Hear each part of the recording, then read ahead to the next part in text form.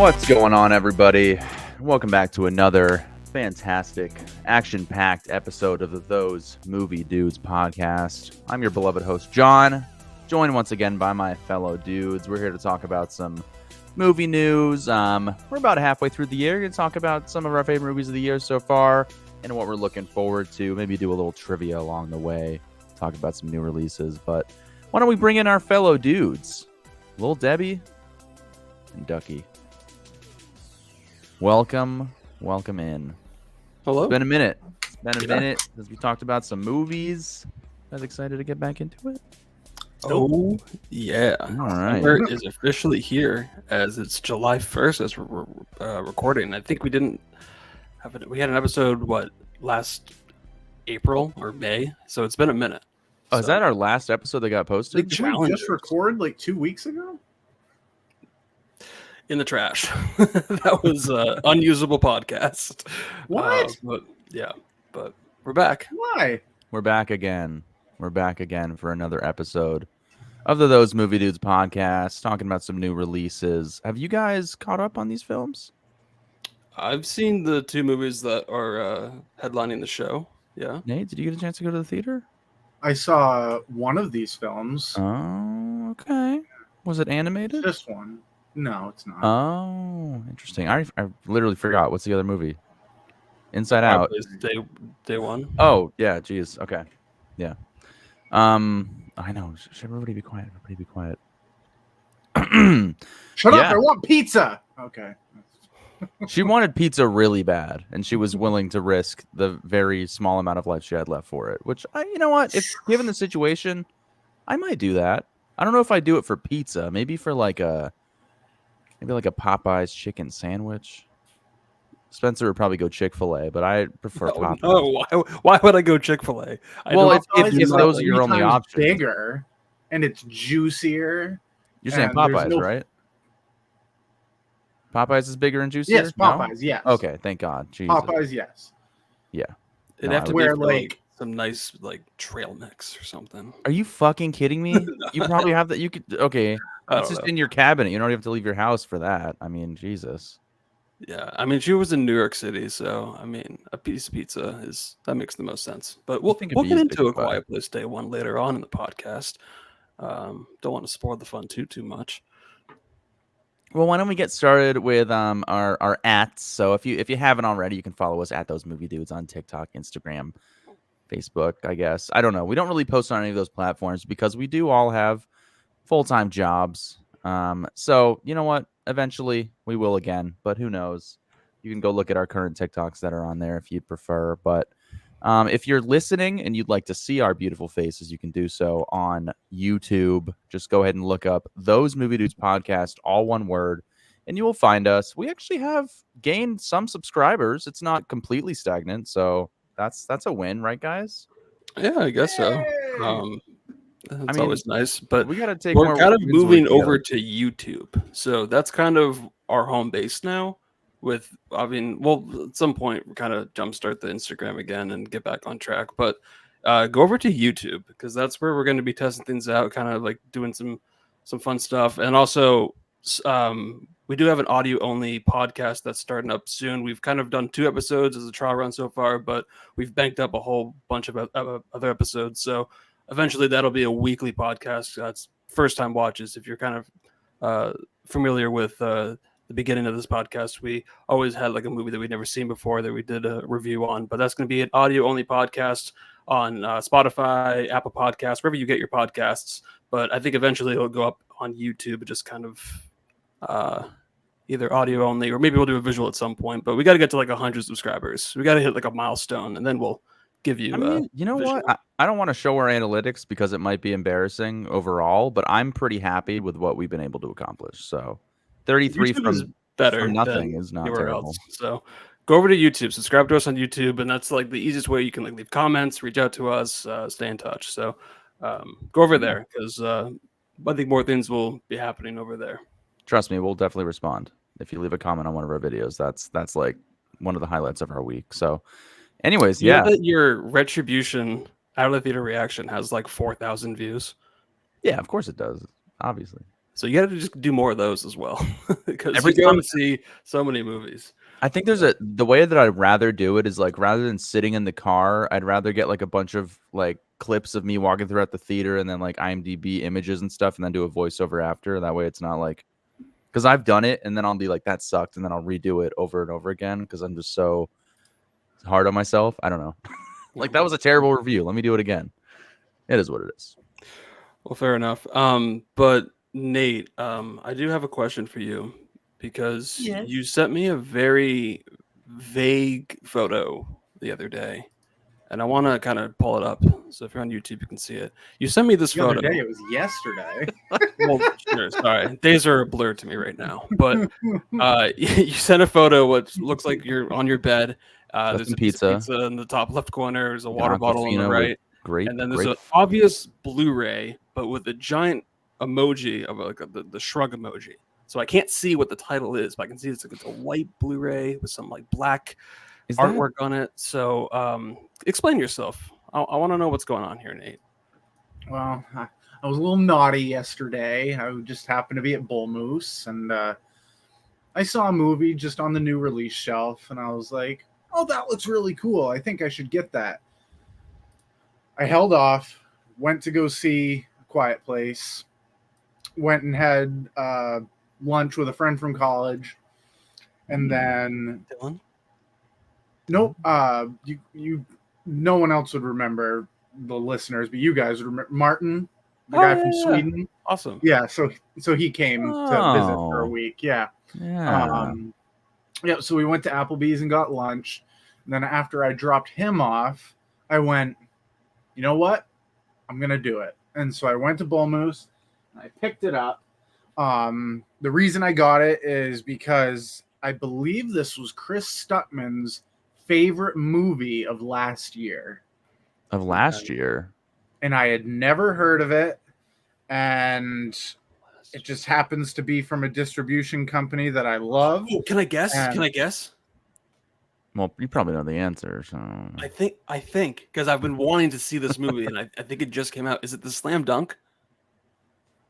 The Last Slam Dunk. Last Slam Dunk. oh, basketball It's related. like an animated film about a team that goes to the national championship, and it's supposed to be really fast paced, really heart stopping, and just intense through and through. It's 2 hours long, but I love sports movies, so that doesn't matter. And this is from the Studio Ghibli G Kids release, so it's got shit. yeah, Yeah, I've heard it's got that symbol nothing in it. but great things about that movie. One of the go ahead. Want to know the best part? Is Yeah. it's not just boring and white. It comes with stickers. Oh, it's a basketball too. Nice. Yeah. Artwork And on the it's disc. basketball. Yeah. And in the background is like a basketball court with a woman hugging her son. Oh, so how it's- wholesome. They actually Nice. put in some really good thought into this. And I love these stickers. They just got the high school. They've got the numbers of the starting fives on them. Shogun? Showdown? What does it say? No, Shohoku High School. Oh, so does it take place in Japan? Yes. Oh, okay. She had national championship, so I'm thinking like I thought it was like Rutgers based on the colors, but no. Okay. No, the Japanese high school national championship. Yes, they go to high school there too. They Nate, do. Yes. question for you. Possible answer. That got me really excited here. So, on the next first time watch, this episode might be in a couple weeks from when this episode does come out. We are talking about Ed Wood, Oh, Johnny oh, Depp movie, out of filmmaker Tim Burton's film. After Ed Wood, I'm curious, would you want to do the Last Slam Dunk as the first I time? bought it, man. I bought it, man. Yeah. All right. I don't know where it's streaming though. I'll rent it or buy it because I do really want to see it, and it just got released physical and digital, I think like a week ago. So it's been on my And radar. it was only $22. Like for a new release, that's not bad compared to like some of the 29s and the 30s and whatnot. This is only like 20 something bucks. So definitely worth it, and it's gonna fit perfectly on the shelf.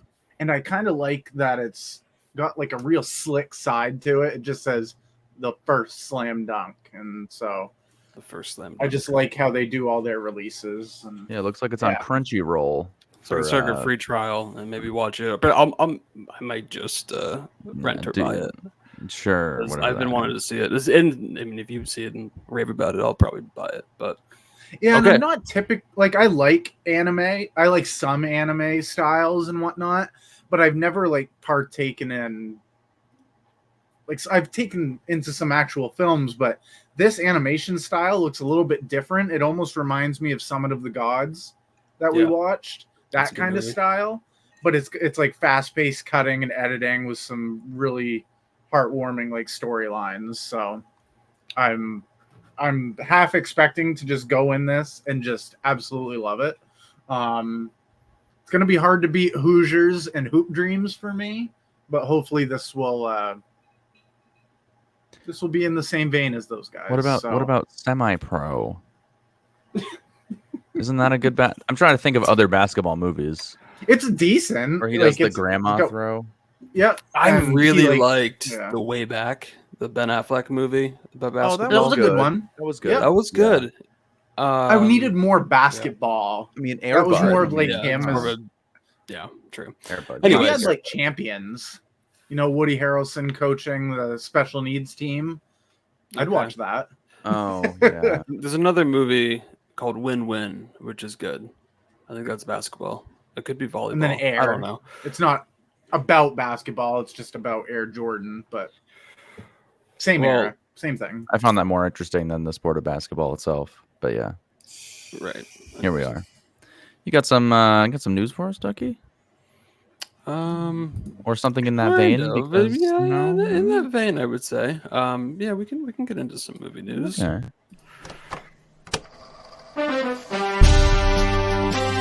This is movie news. Thanks, Peter. He's here live every single week. He needs to make a jingle for Nate's Choice, which is coming up after this segment. But have we asked him to do that? Because that's part of him about it. I've talked to him about it. I need to follow up with him about it. So it's just Meryl Streep speaking in Austrian, like when she doesn't want her kids taken away. Screaming, the girl. Okay. Honestly, that's a pretty good idea. I like that. Well, we'll have to follow up with him about it after this podcast. But so for movie news, I just kind of want to check in with you guys since it's been a while since we've had an episode. And if you can believe it or not, we are halfway through 2024 officially. Ugh. So we're going. Oh no! Yeah, I'm we're so going behind. fast, dude. I'm going so fast. behind. Fuck. So Okay. I wanted to kind of check in with you guys. And at the beginning of the year, I think like the end of January, we had an episode on the podcast where I asked you guys. We went around. We're like, "What's a challenge?" Non-2024 release related that we can do. So I want to check in. How's everyone doing on their yearly challenge? Nate's was Oscar Best Picture winners. He was trying to complete all the Best Picture winners. Blu-ray. John wants to watch 15 Blu-rays out of his collection, which is just fucking ridiculous. I've definitely passed that already, and that's not even my challenge. Dude, and also, John, I need to. We'll get back to this. And my challenge was the IMDb top 250. The 250 is a little bit ridiculous, but I'm trying to at least hit 200, which is like see 200 of those films total. I'm like 20 away from that, so I think I can do it for sure. I'm gonna try to keep going. I'm not gonna stop at 200, but that's like a side quest for me. But John, I was looking, and I could be wrong here, and maybe this is your Letterboxd login skills. I was going through your Letterboxd and realized that there's only been 3 movies so far this year 2024 that are not 2024 related. What are they? Killing Them Softly, Memento, and Shakespeare in Love. Which 2 of them were for the podcast. Oh Memento, God, I don't know when you watched that, but I definitely watched more than that. So Killing Them Softly and Memento were Blu-rays of yours. So that's at least 2 that you've done. I'm pretty sure I watched Memento on streaming. I don't think I own Memento actually, so I You did? definitely was. Okay, I thought you did. All right, well, so the Memento doesn't count, but that just was a non-2024 film that you. So Killing Them Softly is the only one I've watched, and I'm pretty sure it was the same episode that we made this challenge. So that's not could be. not great. Also the issue for me is like I have I have physical media, but my Blu-ray player is sitting right here on top of my desk. I don't even have it plugged in right now. So all my Blu-rays are just collecting dust. Meanwhile, you have the best 4K TV out of all of us. It's right there. Yeah, and I don't have a 4K TV, failed to so use It was. I know it sucks. It's the issue is I'm too focused on buying Funko Pops and fucking Pokemon cards right now that I don't. Well, then this is an intervention. I mean, I've Are you a movie dude or not? I'm a movie dude. I just, I guess I'm just I'm a nerdy dude because I'm over here collecting all kinds of things and spending my time on TikTok live buying Pokemon cards. So, here we are. Yet I want to watch my 4Ks. They're still up there. I spend money on them. So you have only watched one of your Blu-rays. Hey, in the first half of 2024. I'm just trying to confirm. There's opportunities here. We learn from our mistakes. No, it's fine because guess what, dude? You have another 6 months. But what I wanted to bring up here, because it's July 1st. Football season's around the corner, and we know how you are during football season. We're never gonna hear from him. We don't hear me on blast. Disappear, dude. You literally appear like the butler in Mr. Deeds when football season is around because you just don't know where Mr. you Deeds, which is so on brand for this conversation. Yeah, but you need to, I think, spend the next 6 weeks before football season really kicks off. Yeah, I want you to grind. You don't have to worry about 2024 because I know you're on the road to 154. So you'll be able to get that. I know you will. You're already at what, 60? I'm at 54, so I need 100 more. You're doing great. You're doing great. So, and plus, once the fall hits, that's when Oscar season begins. That's when you're going to want to catch up on all the movies that are true. Usually, you cram them in the last 2 months. Plus, I think you should definitely consider getting a film membership or film independent membership so you can get all those screeners that I had access to last year. That's definitely worth it. So look into that. And then if you are at 80 by those screeners, the screeners hit by the end of December, you'll fucking crush to. You'll think I'll hit 154 if I'm at 80 by December. There's no way. You know me. There's no. You have 30 something movies for screeners to watch, so you have a lot that you could just dive into. But I mean, trust me, I want to at least hit 150. I think that was the initial goal, and then Spencer keeps making it climb, and now it's declined because I've complained. 150 is your goal. 150 is your goal. I hope to get there, and then also watch 14 of my 4Ks along the way. 14. God forbid. That would be a big number for some people. For me, I mean, for movie dudes, you think it's not so big, but any other guy, they're like, I gotta watch Hell's Kitchen tonight and then go to bed and watch TikTok. That's a normal person behavior. It is, and we need to snap you out of it because you're turning into the villain here. I know. We need you to be the sorry, hero. Lucas. Sorry, Lucas. Yeah, exactly.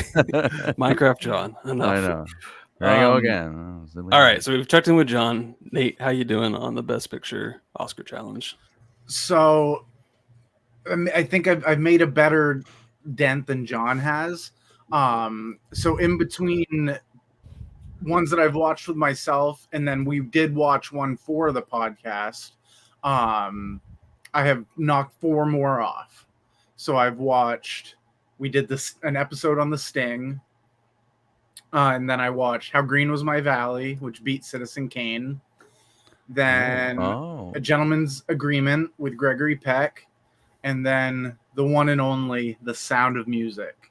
So I am at 69 Best Picture winners watched. No joke. And how many are there? Because 94, 90. Well, what year is the Oscars next year? Would it be 96? Maybe Tucky? Something like that. So it's not to 100 yet. So yeah, 90 something. Yeah. But you've seen 230. I'm 25-ish away, something like that. And some of the movies that you're going to have to watch are hard to find. I don't even know if they're on streaming sites, or you might have to buy it on DVD at Bull Moose or something, or Amazon. But And some are unnecessarily long too. Like Right. I know there's one or two of them that are like almost pushing 4 hours, and I'm like, okay. Did Amadeus win Best Picture? Yes. Yep. Okay, It did. because It's on Netflix. So. I'm looking at my challenge here of the IMDb top 250. I'm at 181 of 250, 72%. Doing okay. I'm on the letterbox list, going on the first 100, and I at least got to check in with those, which one of them is Amadeus. I've never seen it. Mhm. Other ones are Life is Beautiful, Grave of the Fireflies, Once Upon a Time in the West, Sunset Boulevard, The Great Dictator, a couple anime movies, Come and See, which Nate talks about a lot, and Lawrence of Arabia. Never seen it.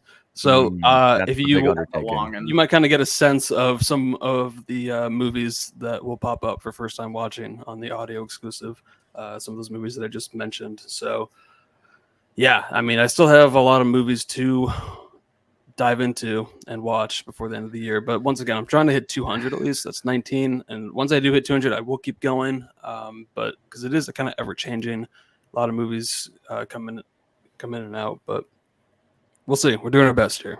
No, But some people give themselves more obtainable challenges, but here we are. We're those movie dudes. I thought Yeah. 15 Blu-rays was a joke because I could hit that in 6 weeks. But Well, initially, I could it hit now that it in makes 8 sense. weeks. Now It I'm was like, maybe you 10 should have done 10. Yeah. it was supposed to be 10. Damn. I know. The first I step didn't realize is you were that dedicated plugging on this back Survivor in. and We'll Family plug it Guy. back into the TV. I just want to get a 4K player. Do you think that'd be better than this? Because this thing is kind No. of slow. I mean, The as old- long as it's displaying the picture It without can any physically like play skips them. and I issues, just- I don't then know. that's and as long as you have a good HDMI that's displaying the right quality, yeah. All right. Well, thanks, You don't need a Geek Squad. 4K player. We'll I have figure it one. I'm out. just collecting dust underneath my TV stand. Maybe I'll bring it home with me. No. Yeah. Oh. Okay. Okay. All right. Well, I want to check in there. Now, the other things that I wanted to check in regarding like movies and whatnot, top 2 films of 2024 so far. Oh, geez. No particular order. Just real quick. I want to know what are the top 2 movies so far this year. No Nate, particular order. I mean, it's 1 or 2. I know, but like you don't have to say like, this is my favorite or whatnot. Just Okay. top 2. Yeah. Hmm. That's me. That's you. Nate, take it away. So my top 2, I do have a definitive 1 and a definitive 2. So I'll start with number 2 is Civil War. Ooh. The more I think about it, I just remember it being the most realistic depiction of what could possibly happen in like the next 10, 20 years, something like that. Where it's not all Mad Maxy like they tried to portray, but it's more or less the economy itself falling apart and people kind of going rogue, doing their own thing. And I thought the final sequence when they're running into the White House is pretty powerful and a strong message. And then my number 1 is a little Furiosa Mad Max saga. I am Furiosa. Me, I am. That movie was 215, 220, something like that, but it felt like I watched an episode of Family Guy. Not in the context, but in like the pacing and stuff like that. I just had a lot of fun. I liked Mad Max Fury Road when it came out, but I wasn't sure about movies just having sagas to create a franchise for it. But this one brought me on board. I love Anya Taylor-Joy. Chris Hemsworth just added the perfect amount of camp. And it makes me go, yeah, make more of these Mad Max sagas. I want to know more about this world. So Civil War at 2 and Furiosa at 1. Hell And yeah. what's your total films watched so far, just to get a kind of lay of the land there? And We don't have to talk about that. it doesn't matter. I know that that's not the 16. Oh, okay. Well, and you know what? That's not. I think last year maybe you hit 40 total. So I mean, you're off to a good pace, right?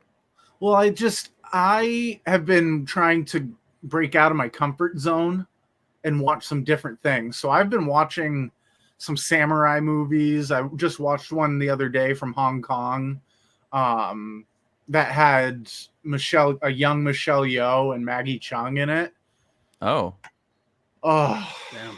it's called So, The like- Heroic Trio, and it's like an hour and 25 minutes of just the most craziest kung fu fight scenes ever, and it's awesome. Better than Crouching Um, Tiger, Hidden Dragon.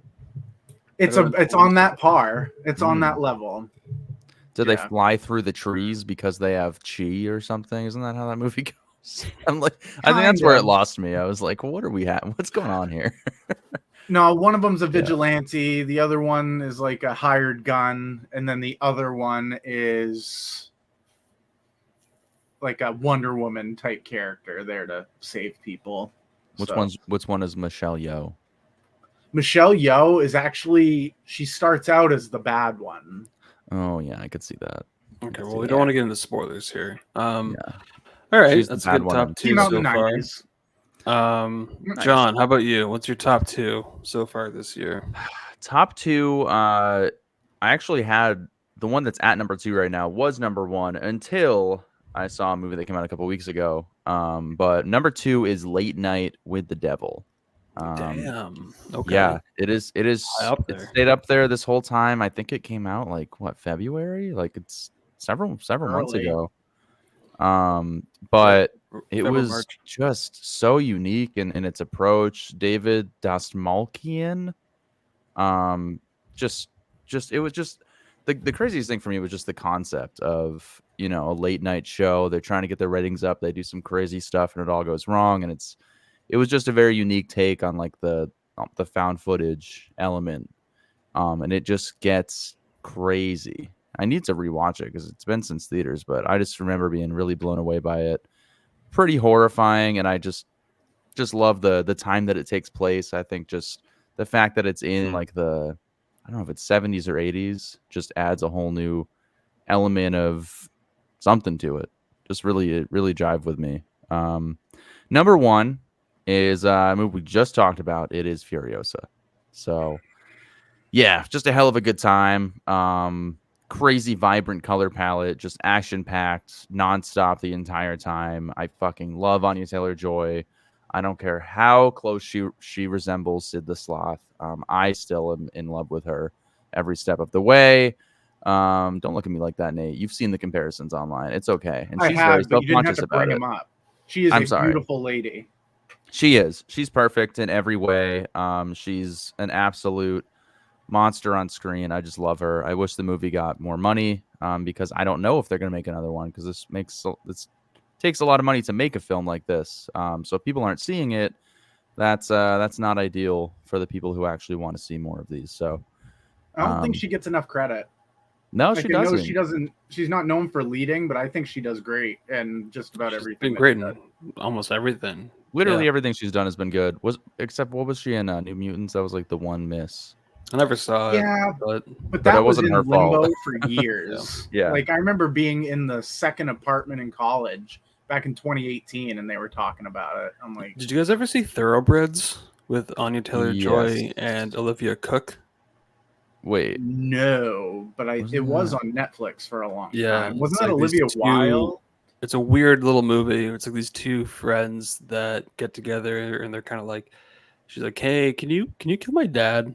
And then yeah, so Oh, now I'm gonna and watch it's the last movie starring Anton Yelchin. Where he's Oh, in at least kind of like a yeah. supporting role. It's a weird movie, but I remember it kind of standing out when the year that came out.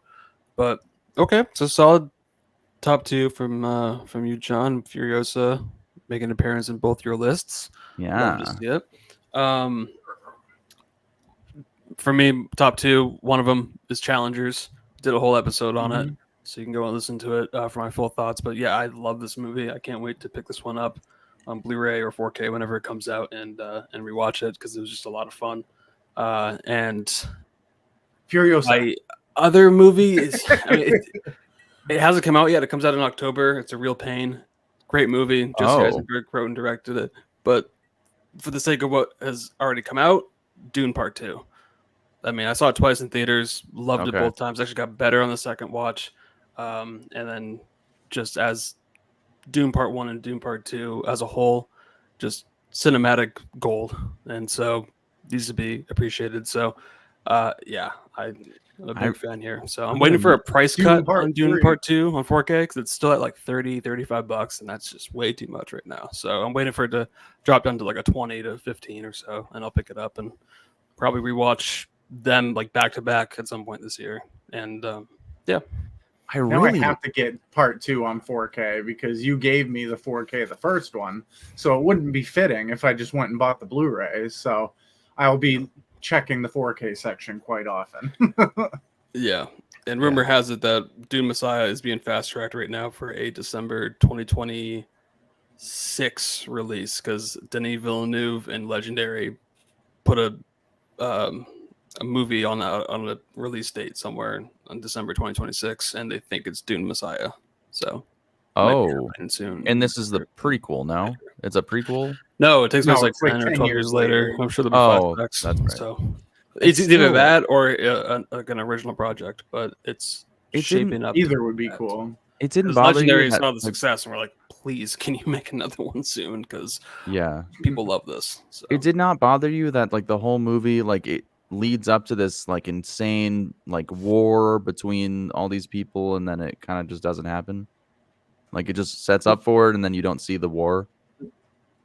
That And they eventually made more sequels and expanded on the story to fucking death. But at the time, I mean, like, yeah. all right. Yeah, I'm still iffy with it because I want to see the war. I'm just that person. I want to see it happen. I want to see Timothée Chalamet go all apeshit on everybody. I don't want to skip 10 years. And the Yeah. fact that they're making it not part 3, they're just calling it something else. I'm just like, you're already pissing me off. Well, that's how the books are. But yeah. Yeah, but Then yeah, if that's how the books are, then whatever. I mean, they're not gonna take liberties. and read make a new books. movie just because we want it to be a certain way. But still, like it's all this lead up to blah blah blah blah blah, and 12 years later we have Anya Taylor-Joy, which I'm not complaining about. Okay, but still, All right. So, John, you had Late Night and the Devil and Furiosa. Nate, you had Furiosa, and what was your other Civil one? War. Civil War. Okay. Now, one underrated film recommendation. One movie that you have seen so far this year that you don't think has been talked about enough, or you think somebody should go and check this one out if they haven't heard of it, or something that's kind of not underseen right now. John, what do you got? Underrated film. I guess I'll go with I'm gonna go Ministry of Ungentlemanly Warfare. I think you watched this, Ducky, and didn't love it. But I also think this is one of those movies that nobody went and saw. It was one of the Mystery Movie Mondays at AMC. Probably for good reason because they wanted to get some people in the theater. But yeah, I think it just really flew under the radar. Nobody saw it. I thought it was a lot of fun. It's actually a true story that they gave like a really fun comedic spin on. I don't know. I just had a good time with this movie. I don't know what else to say about it. I talked about it on a previous episode. It's got, Henry Cavill. It's got Thad from Blue Mountain State, who's like the comedic relief, and they just kill a bunch of Nazis. Like, there's who doesn't enjoy that, honestly. So yeah. He makes me want to watch Reacher because he's just terrifying as that character. Yeah, he's great. He's honestly a really underrated actor. He's like D-list, if you ask me. But whenever he pops up, I'm like, I like this guy. Yeah. Okay. All right. Fair Check it enough. out. Go watch it. Nate, underrated film recommendation? Mine, I'm kind of going back to my roots, which is horror movies. I think the first Omen did some really strange things. Nell Tiger Fraser. And it was like the perfect mix between the original Omen and Rosemary's Baby, where it just did so many weird things, but it went there. And it threw like a little mystery involved. You weren't sure who was the one causing all this. You get led one way, but then you get shown the other. The one flaw I will say is that it looks too close to Monkey Man. Like, just look at the Yeah, I posters mean, side by yo. Side by side. side are ridiculous. for Monkey It's Man. like- The first I have them Omen. right next to each other Yeah. because I just wanted to see it that way, and that's kind of how I felt because they came out like back to back. So But- I just watched the first Omen a couple weeks ago for the first time, and like borderline loved it. Like it was great. It was It's Wow, dark. okay. And it's I haven't watched a movie in a while that felt like there was actual like evil behind it or in it, and this one felt it because you just felt dread this entire time. And the girl who plays the lead character is so vulnerable, and she does things that are just way out of her character, and it leads to a very graphic and intense scene towards the end that's just crazy. And when you said pick an underrated movie, that was one of the first ones that popped up when I was looking at my list. I was like, no one talks about it, but it was actually really good. Well, it's Yeah. funny because that was my pick. I mean, I have a backup one in case one of you guys were gonna pick it. But yeah, I had a great time with it. It took risks. Like I couldn't believe Mhm. that was a studio film that got released theatrically and under the Disney banner of 20th Century Studios or 20th Century Fox or whatever it was. And out of all the Nun movies that have come out, 'cause it's been like so many. There's been the So Nun many 2, Nun movies. There's been Immaculate, The First Omen, and plus, I mean, Nate and I just rewatched Rosemary's Baby a couple weeks ago, so it's like that theme of like the devil and a baby and like this pregnant woman. It's been done so many times recently, and this was by far the best version of that. The recent one, Creepy. so super Creepy. creepy, disturbing, and yeah, it was good time. My underrated pick, backup one. I'm gonna go with a movie that is currently in theaters right now. I saw it during Sundance. It's called Thelma. Has a 99% on Rotten yeah. Tomatoes. It's one of like the highest critical acclaimed movie of the year so far. And it's a great time. It's super fun. She actually might have a chance at some award contention at the end of the year. So we'll see what happens there. That'd be super exciting. It's just a charming, cute movie. It's super harmless. It's like a 92-year-old action movie where she needs to go and get revenge on some phone scammers that she fell victim to. So it's very fun, and her grandson's kind of like coaching her and like helping her throughout the whole time, and it's just a great movie. So it's currently playing She in was in theaters right now. Nebraska, right? Yeah, she got an Oscar nomination for Okay. it. So, That's literally very similar to the plot of The Beekeeper. I mean, yeah, but it didn't It's- off it's itself like- immediately. So, well, yeah, it's a very funny, charming movie that I'm sure will be streaming at some point soon. So is she check it actually out. 93 years old? Because she damn well looks Yes. like it. Wow. she is. Yeah, I would. She's never won an Oscar, right? I mean, I think she was It nominated. was a mystery movie once. Monday that you Jesus, didn't go she looks to. old. Fucking Christ. God, yeah. I hope Good she for could- her, though. Honestly, like, You know what? Honestly, I feel like maybe, and I don't want to wish this into existence, but like, what if like she died John, and then they give her the don't. Oscar Why? after the fact? I feel No. like that's like, I'm just sorry. I'm sorry. No, No. because Okay. that's what they were Different saying about Chadwick situation. Boseman, and they even organized the show and edited the show around that by presenting Best Actor last. They presented Best Picture before Best Actor that year, which like Did they really?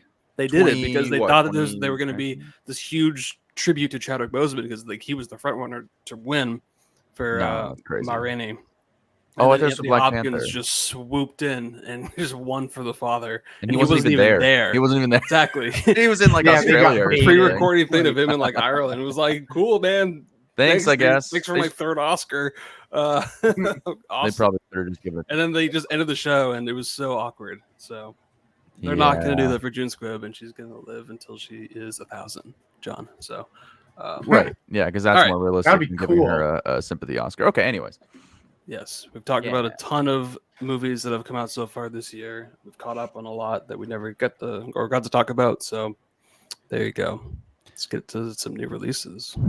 Oh, I know we don't have a drop for it, but I don't want to. I'm sorry, exactly. Like I I'm almost literally, I'm started doing looking at favorite the segment. drops. I'm looking at the drops, so we need one immediately. No, you maybe just put like a placeholder there that's not actually a drop, but it says Nate's choice. Anyway, Nate's choice. Nate's choice. It's Nate's choice. Nate's choice. I give you two options. You gotta pick one. It's Nate's choice. Nate's choice. Nate's Yeah. Choice. Boogie, Do you boogie, want your boogie. Let's son or have fun. daughter? I'll take the son. Okay, if John wasn't talking over that, I think I would have clipped that audio out and just sent it to Pete and had him. I'm trying to help. We Sorry. made a peek. Well, because I had rhyming words, so I was like, "Oh, I can make this And work." John was going, And yeah, then- Pikachu. Wow. Okay, that's all I am to you is a fucking. I don't Pokemon? know. I'll take I that. don't I'll know what take you that. said. It's basically like the It's Quagmire song, but it's Nate's choice. Nate's choice. I give you options. You gotta pick one. It's Nate's choice. Nate's choice. Done. Put Boogity, that out. boogity, boogity, boogity. Let's have fun. Oh, Shit, I shouldn't have said anything. You should have Yeah. muted you me. know what? Mute I'm me. not doing We it. were very a third close. time. Okay. Almost had one. Fucking. How about mute we'll me. just do a session later? And maybe we Bingo. can make it that. It'd be fun if you Um, had a John interrupts section because that happens 10 times an episode at least. Anyway, That's just the I'm sure it podcast. does. All right. that's true. I'm the villain. Ooh. Remember? What you got? All right, so this one, I'm throwing a little curveball in here. It's not pick a movie. Trouble with the curve. It's pick the director. One of these directors never existed. Never die? just no. They could still be alive. They just didn't become directors. They're They never don't have born. to have been killed. Never. Born. Okay. So I decided I'm not going to go easy on you guys. I'm just going to say you have to pick between these two: Martin Scorsese, Steven Spielberg. Go fight. I feel like we just had this Yeah, dilemma, or yeah, maybe well- I'm just. Am I having It a? was a deja- it was a movie. It was a fight duel. One. It was a duel. That was a movie fight. It was Nolan or Spielberg. between, Okay. between you and Nate. Yeah. All right. Yeah. Doodle of dudes. No Spielberg or Scorsese. Because I feel like when I think of both of these guys, and then I think about their movies, I have a hard time picking weak ones. Like I know Spielberg's like some of his earlier ones. I know he did like Duel.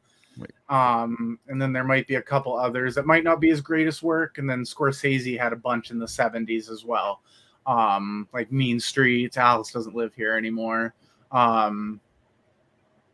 But both ended up being iconic directors, arguably, in like maybe the top 10 conservatively.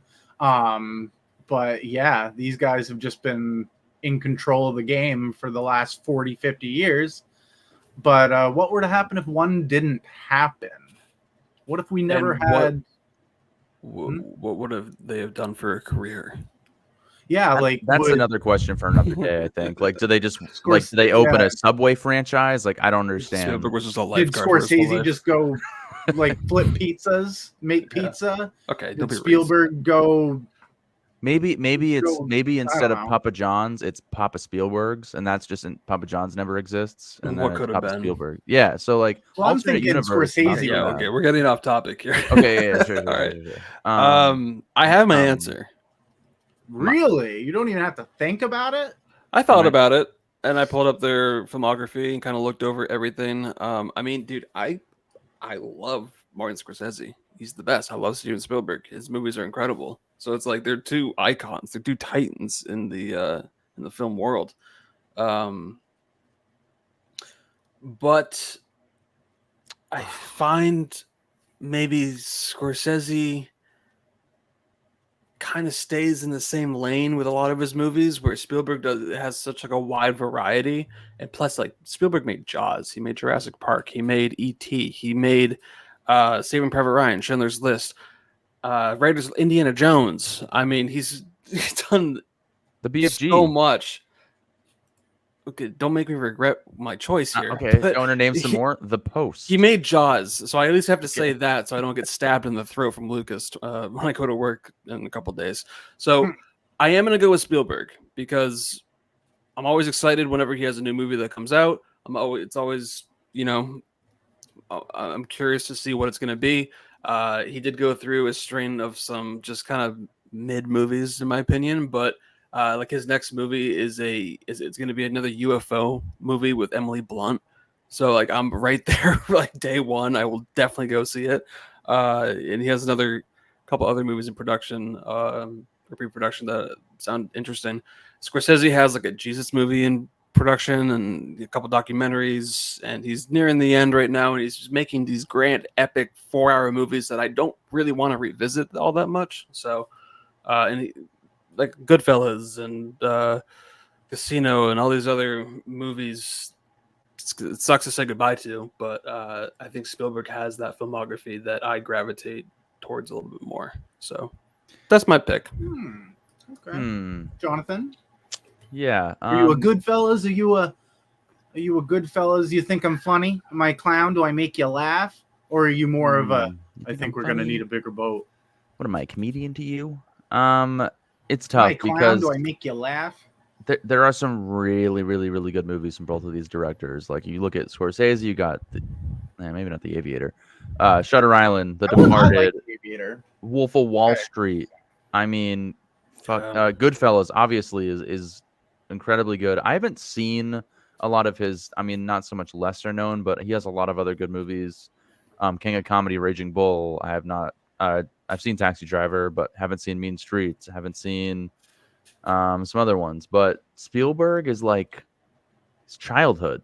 You know, I mean, how can you get rid of childhood? I feel like if I don't have Jurassic Park, then I don't have that fear of a dinosaur ripping the roof off of my house and killing me. You know, I want that. While they're on the toilet, yeah. While I'm on the toilet, I don't have that anymore. Maybe another director does it, or it's just the movie Dinosaur from Disney. You know, I mean, that's the alternative. Here. So, great movie. Don't get me wrong, but no, I it's Spielberg for sure. I keep Spielberg. I need to see that woman in the red dress in Schindler's List. I need. It was a little girl in a coat. Okay. Yes. It's been a while. I taught it in school, and I wasn't even a huge Schindler's List fan, and I remember that. I don't remember anything about the movie other than a lot of people got murdered. A woman in a red dress. Like, it was a girl in a red coat. Okay, whatever. Thank you. No E.T., no Jaws. It's and more importantly, Close Encounters of the Third Kind is getting a re-release in theaters in 3 days, and I really want to see that. So I wouldn't have been able to go see that in 3 days. So just a lot of reasons. I mean, I just think you don't have Robin Williams as Peter Pan. You don't have Jeff Goldblum as a pain in the ass in Jurassic Park. Saving Private Ryan, like Minority Report, Catch Me If You Can. That's one of the movies that really sparked Leonardo DiCaprio's career. Like, just a lot of movies in there. So yeah, it's Steven Spielberg all day for me. He's sticking around. He's not going anywhere. Sorry. Okay, so we got Spielberg from I think he would go Spielberg, but I'll have to ask him when the episode comes out. Nate's choice. You know our choices. What do you got? Who made Sophie's Choice? Who was the director of that? Was that Spielberg? No, it was. Because that'd be funny if not that someone was... I could name off the top of my head. It was Alan J. Pakula. I wonder what he would think about it. I've actually done a handful of his movies on the podcast. Oh, no, we haven't. Well, he did, To Kill a Mockingbird, All the President's Men, some other stuff. So I find this to be probably the most difficult Nate's choice, but out of 3 or 4 that we've done, that's not saying a lot. But I've listened to you guys talk about it, and it kind of helped me confirm it's got to be Steven Spielberg. Just because I'm looking at both of the lists right now, and they both have classics, big movies. But I feel that Scorsese had more space in between his great movies, where he would come out. He had like Goodfellas, and then Cape Fear, and then you have like Age of Innocence, kind of, then you get to Casino. But I was looking at Spielberg's list, and from Jaws up until like AI, I would say he's on a hot streak. Hit. Yeah, because in there you've got Jaws, Close Encounters, 1941, Raiders of the Lost Ark, E.T., Twilight Zone movie, Temple of Doom, The Color Purple, Empire of the Sun, just huge, iconic movies that nothing against Scorsese, but I think he's going to end up working in his family's Italian restaurant because Spielberg is going to be the one that's going to. And he'd probably kill it. Forward. He'd probably do so well in that. But this was a very difficult one because I was looking at Scorsese's list and I'm like, okay, Bringing Out the Dead, it wasn't bad. I like The Aviator, Departed, Shutter Island, but then there was a bunch of other ones that were probably more passion projects of his. Not saying Spielberg didn't have passion for these movies, but these ones just left more of a legacy because like I've never heard of Always or The Visionary, but then you go back to Hook, Jurassic Park, Schindler's List. That's a three-peat right there that could arguably be best movies of their consecutive year. So very difficult choice, but I agree. I believe Spielberg would continue on while Scorsese made my linguine with red sauce. If you had Papa Spielberg's or Papa Scorsese's. Very stereotypical, but Scorsese's amazing. I just think Spielberg, Spencer said it right, where he covered more ground with things, where a lot of Scorsese stuff, you've got all the gangs, the mafias, different more crime eras where the same rules apply. Yeah, he explores very similar things throughout all of his movies in just different ways and different characters. Not a bad thing. And also looking at the filmography, I mean, there's also a ton of movies that Spielberg directed that I've not seen that I would still love to see. I mean, Amistad, Always, Empire of the Sun, The Color Purple, 1941, Sugarland Express. I haven't seen all of these movies. I haven't even seen the BFG. I want to see Munich. Munich is great. It's a really underrated film. But like with Scorsese, his filmography, the ones that I haven't seen, there's like the Last Temptation of Christ, which is a 3-hour Jesus movie. Mean Streets, which is kind of, I would imagine, to be similar to what Goodfellas and other stuff became. And then a lot of just music videos and music documentaries and other documentaries that he has, like Nate said, passion projects. Yeah. So I think I'd be more interested to check out some unwatched Spielberg movies than some unwatched Scorsese movies at this moment, I guess. But yeah, I think if you had put me up against Spielberg and Tarantino, that would have been tougher. I still would have gone Spielberg, but I might have as well. Tends to not limit himself, but he does things that are so unique. But he's almost putting a finite limit on what he can do. If he never even brought up like the 10 movie thing, no one would care. Right. They'd be like, he's got a long career. But since he's kind of limiting himself, where I see Spielberg making a movie when he's 90, and he's still going to want to be in that director's chair and be in the lead and have his hands on it. There's many directors. I can't think of many that I would pick over Spielberg. Maybe Hitchcock, if you're a big classics fan. I mean, for me, it'd be Jim Cummings, but that we don't have to get into that. God. It's fine. It's fine. It's fine. It's chill. Relax. But we've got like Denis Villeneuve. We've got Christopher Nolan. We've got these new guys that are just taking the world by storm. So, all right. Yeah. Well, John Krasinski, you know. Good. Nate's choice. Yeah. Good Nate's choice. We'll get into it, but this is one of my favorite new segments. Nate's choice. John every time. Yes, the new releases. Yes, the new releases. Yes, the new releases. Yes, the new releases. God, I love that Blu-ray. If I had to rank my top 5 Blu-rays, it would be Something About Mary at the very bottom. Just hair sticking out. Damn. Oh well. Anyways, new releases. The segment where we talk about new releases. This week. And that's the end of the episode because that was great. For watching. All right. We got some bangers. We have a much anticipated sequel of the 2014 movie Inside Out, where Riley's a teenager. Oh my God. She's developing new emotions, which she definitely didn't have as a kid, because now she's all grown up, and they didn't cover her getting her period, which I was hoping for, but that's okay. Wow. That's what I thought they were gonna do. I've got to mute. Wasn't there a movie called Big Red? Tell me that's not what that movie was about. No. That's not what Big Red was about. Come on, give me a fucking break. That wasn't about periods. Are we talking No? about Inside Out 2 first? What? I don't know. Are we? I don't know. I don't know what you're doing right I now. don't know. So I'm just, I don't know. just We could talk asking. about the Scary movie, or we could talk about the heartfelt movie about kids trying to impress juniors. in yeah. Let's hockey talk and, about um, A Quiet Place. Day Oh, one. okay. So we can't talk too much because we gotta be really quiet. So let's whisper this entire time. What do you guys think about the movie? Hi, my name's Eric. Hey, shut up! Jesus Christ! Meow. Was it bash your head against a wall? Meow. That was a scene in the movie. Where's Chili? Chili. Yeah, A Quiet Place Day One, currently in theaters. I didn't know Justin Quinn was in this until I was watching it. Really? Oh. Yeah, I didn't know. I knew Laputa was in it, and when I saw Alex Wolff, I wanted to Laputa? puke. But other than Did you that, say Laputa? what's her name? Laputa's in it. Laputa? Isn't that her name? Lupita. Oh, Lapupa? Lapita.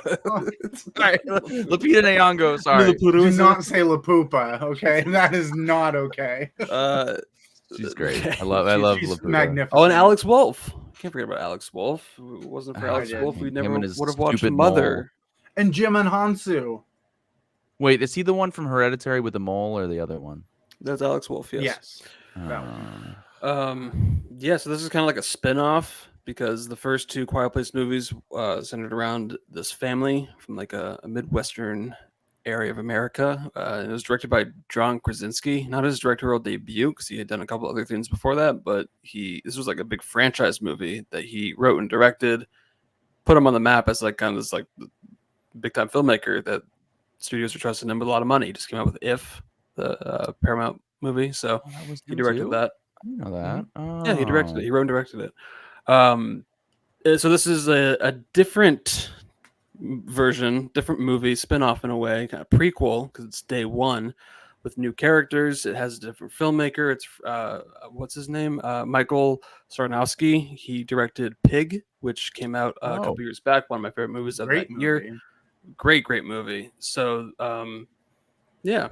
Introduce I was me interested to check it Truffles. out.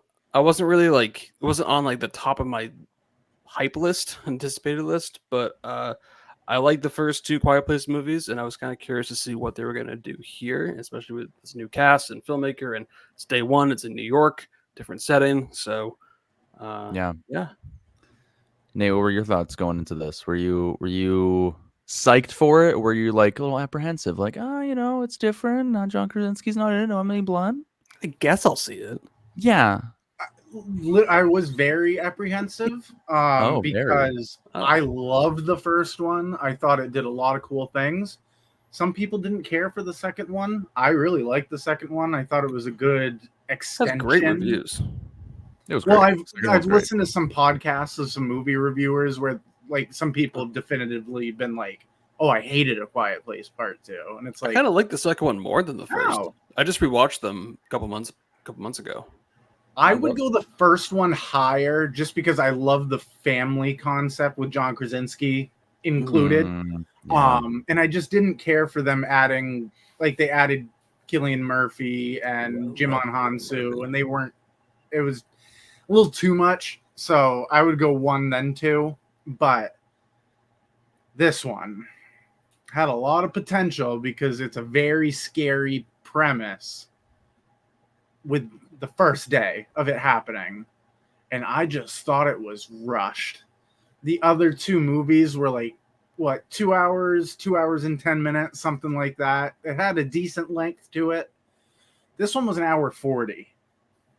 And it felt like Lupita Nyong'o was trying to act, but the director was just like, you got to keep moving, like this is your purpose. And I was a little let down by it. I did enjoy it. I think the being quiet is a scary concept because it just amplifies everything else around you. And that always works for me. And there was one or two moments in this movie that got my heart going, but it didn't make me care as much as I was hoping it would. Love Lupita Nyong'o. She's a phenomenal actress. And she did the best with what she had. But I guess Okay. I'll start it off with that. All right, a little underwhelmed from Nate so far. John, how about you? What do you think?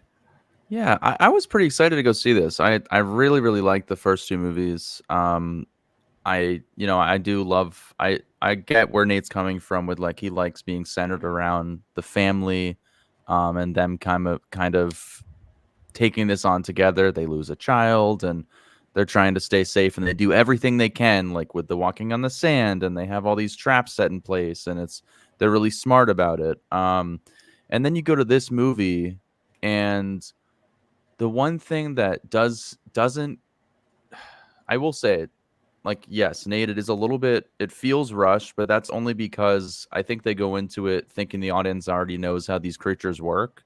So like they figure it out pretty quickly compared to how I feel like you would figure it out.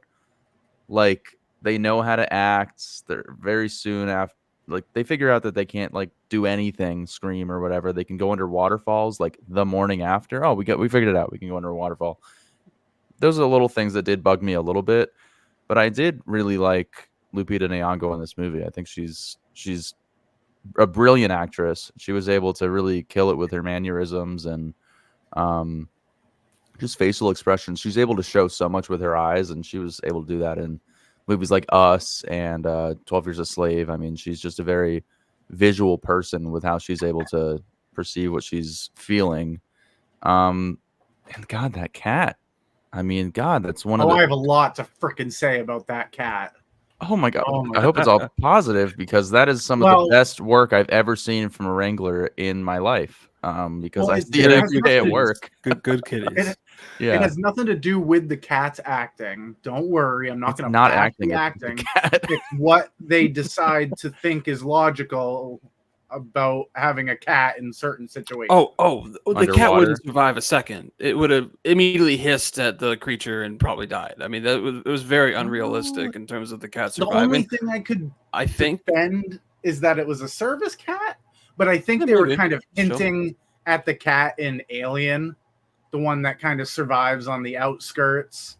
Dude, cats can be very stealth. Like, I don't even see my cat until I trip over her sometimes. Like, truly, they have a way of... Or is that just you aren't paying also attention? Annoying, but I'm saying like cats can be so quick on their feet and you don't even hear them coming.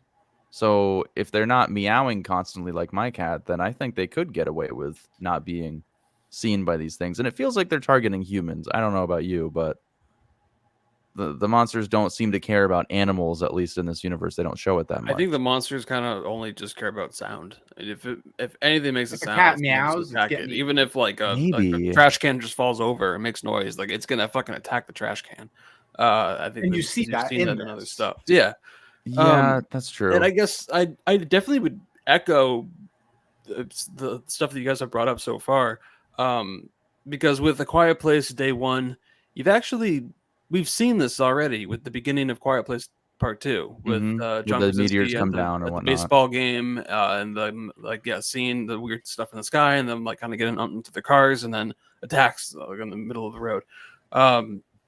So like you've seen that concept already, and this was like what the big kind of game changer here was. This is New York. This is like the opening thing was like 90 decibels at all times, which is like the sound of a constant scream. Like that's how loud New York is. Just every day, all the time, constantly.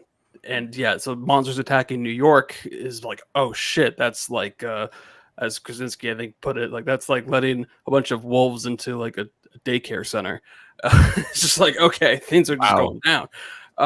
And so also that concept, because like what John said, it's like this movie didn't do anything or add anything new to the lore of A Quiet Place with the creatures and like the rules of the creatures and of the world now with them being there. It's like it didn't add anything new. It definitely like wanted the audience to have seen the other two movies.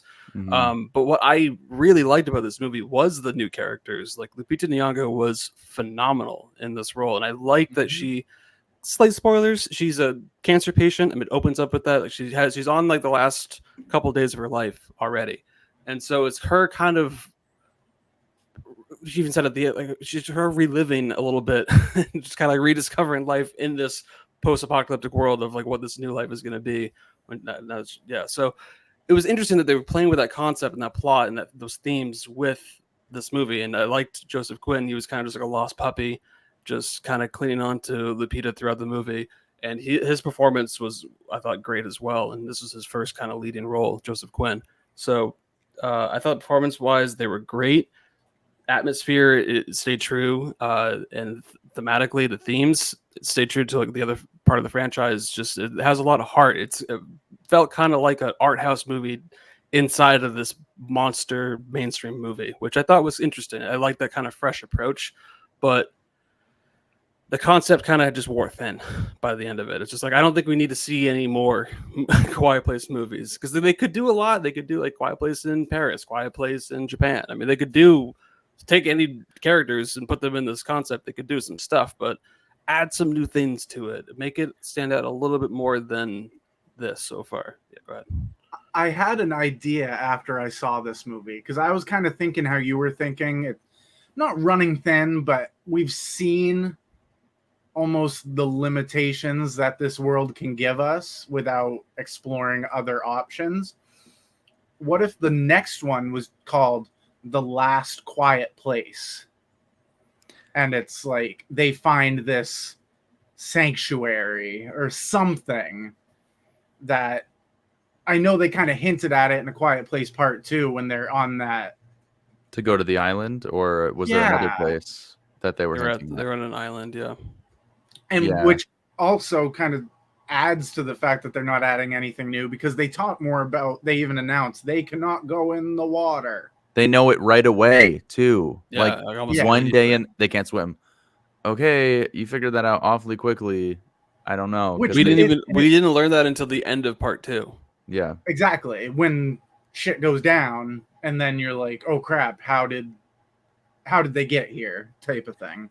That's the answer you don't really get. I mean, you get that they landed there, but I do like the mystery that you don't know much about these creatures, because I feel like if they were like, what if they like went to their planet and they were like, here they are, now we're gonna, like, that would be horrible. Like, I don't want to see that. I do like the mystery when they showed them coming from the sky. Comes down with like, that would ruin this movie, because it's like it's very grounded. It's not like a grandiose like, oh, super scary space movie. Like I like that it's very contained, and it feels like, you know, they just dropped in here and now we're fucked. It's like despite how big New York is and how big they could have gone with this concept, it kind of felt like a 10 Cloverfield Lane. Like, it felt very contained with like just a small batch of characters kind of going into just a kind of small set pieces too. They didn't go to too many different locations, but no Madison Square Garden. It wasn't like 98 Matthew Broderick Godzilla or anything. It was. But the central kind of plot to the movie is kind of hilarious in concept. It's her during the apocalypse, kind of trying to go and relive a childhood memory of going and having pizza with her dad. And so the whole movie is just, I want to go get pizza. And I thought that was kind of funny. And so like, I was like lacking for me, because plot wise. Yeah, because I'm all for stories having like a deeper meaning than on the surface. But when you think about it, and she was like in hospice care, she's going to do this thing. Pretty early on, you get an idea of what her plan is. And so I was just like, and kind of knowing where it's about to go and where it eventually goes, I was like, I needed a little more. And I was hoping the Eric character would help. I just didn't care for him until the end of the movie. He did help. He went and got a blank piece. He did a magic trip for her. Okay, yes, he did, but he just scenario. Oh, I didn't even know who the person was. I didn't know. Warm hug. I grew to like him more as it went on, because he went to the drugstore. He helped her relive this type of memory that she was thinking. But the whole, I'm just going to keep following you type thing, I was like, come on, dude. Like, I get what you're trying to do, but it just, I could have done without him type of thing. There was that moment with the cat when he was like hiding in the water and like keep holding his breath as long as he could to escape the monsters and all the chaos. Oh yeah. And then the cat's there looking at him. And I feel like in that moment, he like something went off in his head, and once he saw that it was her cat, he felt like that's where he needed to be. Like that's how I looked at it, where he was drawn to her and he felt like that was his purpose because some connection with the animal brought him to her. Because that's really the third character in this movie that ties it all together is that cat. That's Well, also, I Yeah. mean, so that's slight how I looked spoilers at it. as But, well. He's a foreign exchange student. All of his family is over in England, and right, he has no friends or he's family in law here. school in New York, and this just happened, and he has nowhere. He doesn't know what to do, so he Mhm. just sees this one person, and yeah, it's kind of like And the thing that I think it didn't kill it for me, but I think that's when the concept of it, everyone being quiet, made it kind of hard because you didn't get these voices where people were able to express who they were, how they were feeling. So I think it kind of limited them. I think Lupita is amazing at her facial, the way she's able to manipulate her face to convey something. Like when something happens early on with the Alex Wolff character, she covers her mouth, and there's something instinctual about seeing the top white part of somebody's eyes in the dark.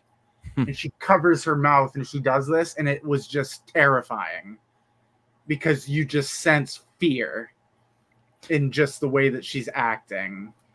And I just didn't care for the Eric character, I guess, as much. I just thought he was just the sidekick, and I didn't get that feeling until they go to the bar. And then that's when I was like, okay, I get what they're doing with him. But I thought the quietness kind of hindered some character development a little bit. But that's just what was going on in my head. To your point, with the lack of talking, we do get the sign language in the first two movies, and that makes up for having no talking because they are able to convey, like they're able to have a conversation outside of like a subtitles. safe area. They're able to be like whatever, Yes. like, you know. So I think that does add a lot.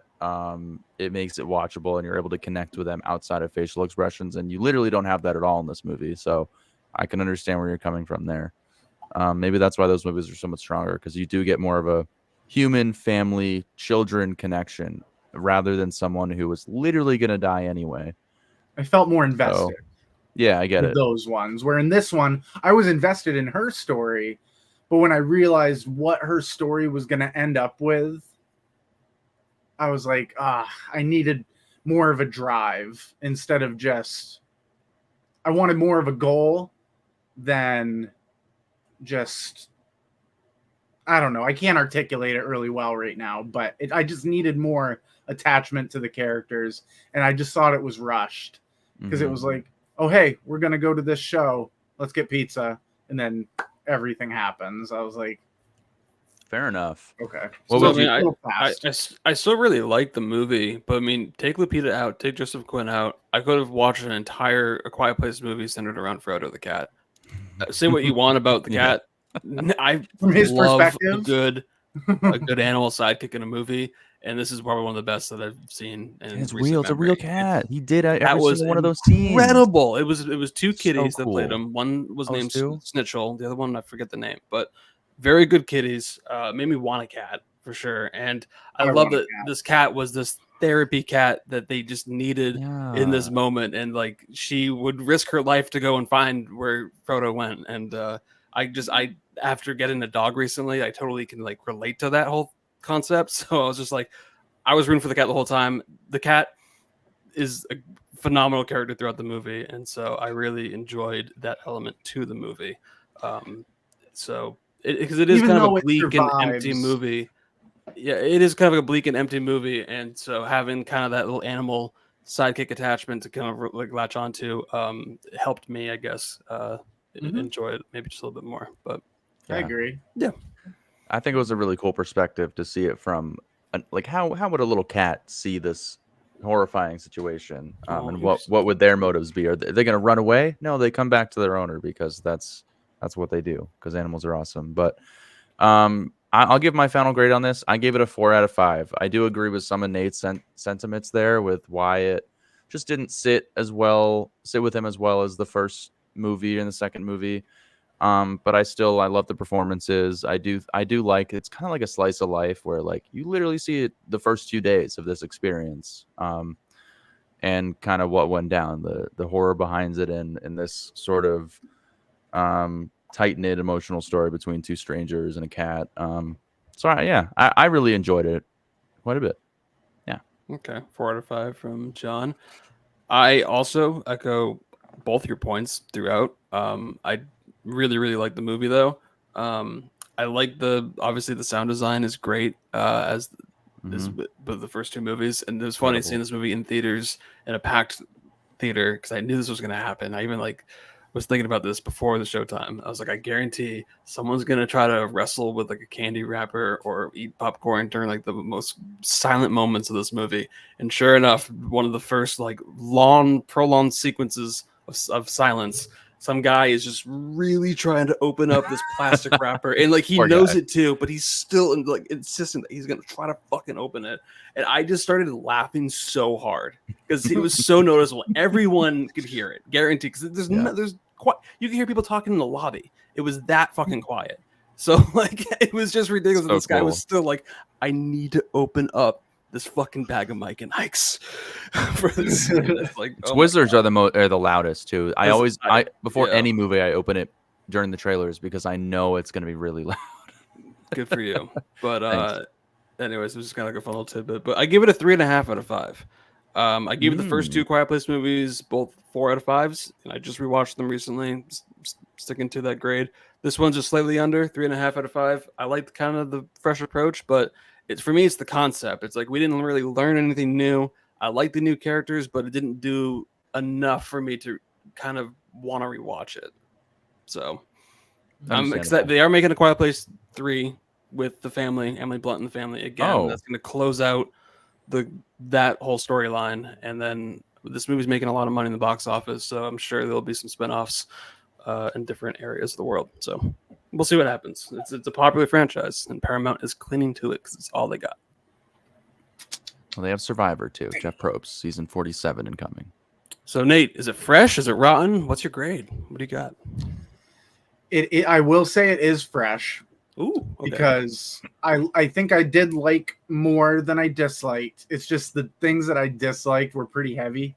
So I went a little lower. I went 3 out of 5.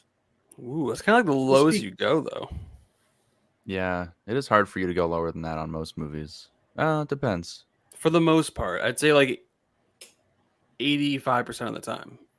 You know what? 3 or higher. I'm giving A Quiet Place day Don't one. do it. Why? Why did you say that? Don't do it. Don't. I gave it. Look Graduation Duck in the eye. Be honest. Okay, I'll give it a 3. But stop looking at me. Okay. And I think. You sure? It deserves a second watch because I think John brought up a good point with like when he saw the cat and then found her, he kind of felt almost like fate brought them together. So he felt, and I wasn't thinking that at the time. I thought it was just a random dude that happened to survive and was like, I thought him looking at the cat was like they're like, even though this bad thing just happened, this beautiful thing right here is still going. So I'm going to keep going. Yeah. And then just happen to meet Lupita Nyong'o. But knowing that now, I would definitely watch it a second time to kind of go into it with those pacing things that I didn't quite care for. But I love Lupita Nyong'o. I just thought some of the logic in the movie wasn't great. Like, where was the cat? Like, she had the cat on her shoulder in a sewer, and then they have to go throw him in a bag, and I remember that. Yeah, but then he's out ahead of them, and you see these creatures jumping from building to building. How could they not jump from the boardwalk to the boat? Scared of water. You know what I mean? Yeah, like just some little nitpicky things. But they did also show one in the water and how it affects them pretty quick. So I do get that. So I'll stand by my 3 until I give it a second rewatch. But there were some scary moments. If they I are, mean, there's Eric's on- logic issues throughout the whole franchise because I mean, Oh, like for sure. these creatures are loud themselves, anyways. So like they would just rip each other to shreds at some point. I Like, think But then they you can would think communicate. They did they're communicate in this movie. they're a the uniform kids are difference. dumbasses in the first one, but So you would think they know their sounds and whatnot, so they might be able to distinguish the differences. It's a different I don't planet. know. Who knows? I don't know. exactly. But Also, if they can't be near water, why go to a planet that's 75% water? Like, did they decide to come here, or did they maybe just they didn't have a come here? choice. They also Did in the they- first movie when the Meteors, them basement dropping. flooded, they Yeah. had they had a whole scene where a creature primarily stayed underwater and stalked Emily Blunt. Granted, I'm sure it was shallow and they didn't have to like, you know, swim for That was very long and go deep, before, but like they're yeah. holding it was holding its breath and like it knew to come up for air, but they probably weren't thinking about that long term. Anyways, Yeah. we're spending Yeah. too But much still, time on like Quiet it was a Place. decent Took a lot of movie. holes in this. It was shorter than the other two, so I was kind of surprised with how fast things were happening. And then it gets to the end, and I'm like, oh, Yeah. this isn't even the character that I care about as much. Like, so Yeah, but gotcha, I gotcha. thought it was really epic, a really epic close to the story. And she ended it perfectly with that music drop. It was it was really, Yeah. really cool. It's a much more Um, contained and intimate movie than you might think from a Yeah, mainstream it's a nice, movie. But yeah. it's a All three of decent them are. spin-off. Like this is a good spin-off where you're not with the central family, but you're seeing it from a different perspective. So I applaud Absolutely. it for that. All right. Well, the other movie that is just breaking box office records left and right is Inside Out 2. It's already crossed $1 billion. What? Wow. Are you fucking Jesus. kidding me? Already? Yep. It's Oh, probably I- on, it's on its way to yeah. like $500 million domestic already. Like it's making so much money. It had the Ugh. second highest That is- animated opening of all time. That's unheard Um, of. Oh my Crazy. god! Because the It's box not- office has been a huge topic of news in the last couple of months. I mean, Furiosa movies made made no money. 30 million opening weekend. Bad Boys for Wow. Ride or Die made $32 million in its second week, and it came in the second place in the box office. So it's like people just want franchises. People just want big movies. People want familiar stuff that they're comfortable with. They want to go to the movies and just be reminded of what they know. So Holy crap! This is domestic. yeah, it's already Oh, at almost $500 million, and then $1 billion worldwide. So crazy amount of money Inside Out 2, which is great. I mean, we're happy to see it. Happy to see the theaters do well and movies, the industry do well, because that just means we'll get more. So You know Yeah. what's crazy? Look at the top 7 movies. What do they all have in common? They're the all franchises. franchise sequels. They're all known properties. I Yeah, hate this. Whatever. Yeah. Let's talk about Inside Out 2. We have a few new additions to this world of emotions. We have Anxiety, played by Maya who? Hawke. Love her. Perfect person to play Anxiety. We have what's the one with the phone that doesn't say anything? The jealousy. What is she Shy. doing? Oh, that's Yes. Embarrassment. Paul Walter Hauser. Embarrassment. There's 4 of them, right? There's the little There's one. Envy. Envy. Yep. And then who's the goth looking one? I forgot that one. She's a French actress in Blue is the Warmest Color. Oh, Adele something. Mia Yeah. Malkov, Mia something. Anyway, No, okay, not whatever. Not Lisa Do. No, the other one. No, that's what I'm saying. Anyway, Yeah, so I forgot this movie was even coming out. Like the week that this movie was releasing, I just looked it up. I was like, oh, what movies even come out this week? And was surprised to see, oh, Inside Out 2 comes out. Holy shit. Yeah. All right. No critical score, no reviews had come out yet. I mean, the box office success definitely had not happened. So I was just kind of like, oh, okay, yeah, I'll probably go and see it. And then the reviews came out, the box office success. People were raving that, like, oh, Pixar is back. They've made another giant hit because it's been a while, and a lot of the movies have just gone right to Disney Plus, especially during COVID. They had like a lot of Luca, misses, man. A lot Turning of misses. Red. There's a Disney original called Wish, which was unwatchable, which came out last year. So like Disney, they needed a hit, and they got it here because I think this is the funniest movie I've seen this year. Like I laughed out loud so many times throughout this movie because what was great because I saw the second weekend it came out, still a packed theater, but it wasn't just kids. Like it was people like our age, people older than us, people not even with kids, because this movie it appeals to everybody. It's a people that deal with emotions, and the fact that they were adding in these new emotions because it's centered around a teenager dealing with puberty and embarrassment, envy, anxiety, all that stuff.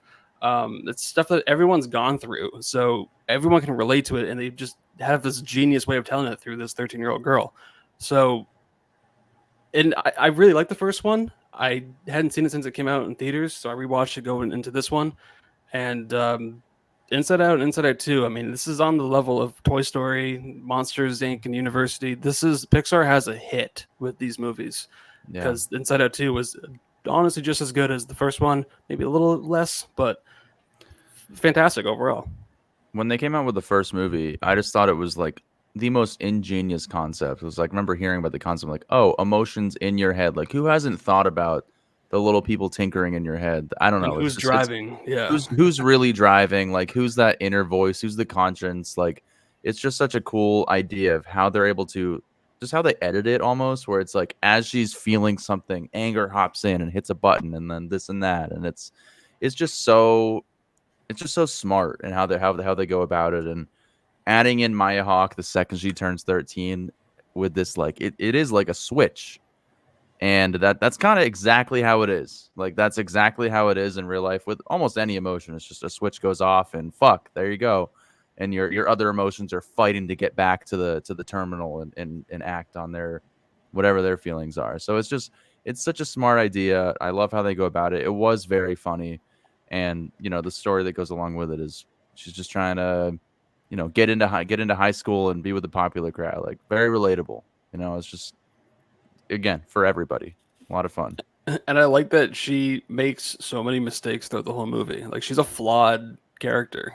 Like, she's a child for sure, but it's just the way they're able to pull some of the things off is just genius and concept and writing. Nate, did you see the first one? I saw it back in college. Okay.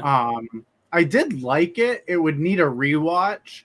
Same for me. Like, because I wasn't sure about Pixar movies at that time. We were in college and whatnot, so I wasn't quite super into them. It wouldn't be cool to watch a Pixar movie in college. But I did enjoy the aspect. And when you guys were talking about it, I was like, did they get rid of all the old emotions?